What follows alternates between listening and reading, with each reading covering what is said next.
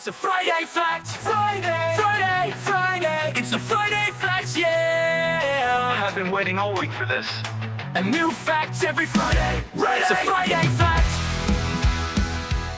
Let's go to the truly basics of the Friday fact and address an undeniable fact about the Logic App's initialize variables action.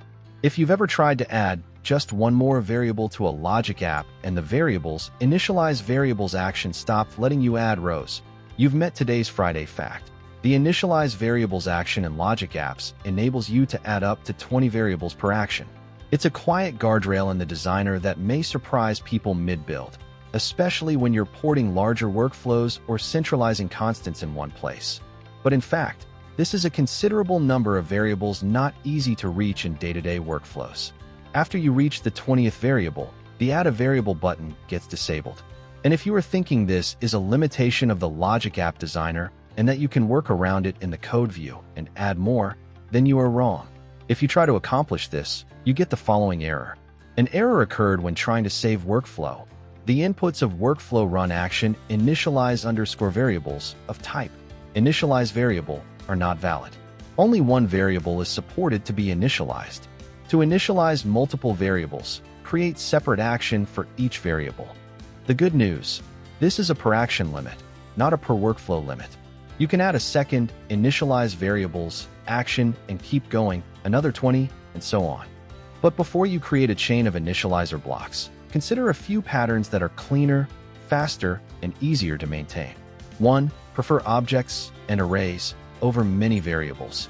Instead of 15 separate strings, create one object variable, e.g., config, with properties like API base URL, timeout seconds, region, etc. Access with variables, config.API base URL. This reduces visual noise and keeps related settings together. If you use an array instead, then we can access the values with add a variables, config 0, add variables, config 1, and so on. 2. Use compose for immutable values. If a value never changes, it isn't a variable, it's a constant.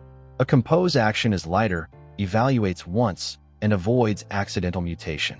It also works great across parallel branches without concerns about variable locking. 3. Push configuration to parameters. For Logic App Standard, define workflow parameters, app settings plus arm/bicep values, and reference them in your actions. This keeps environment-specific data out of the definition, simplifying CI/CD. If the values are secrets, pair parameters with key vault references. 4. When you really need greater than 20 scalars, split initializers.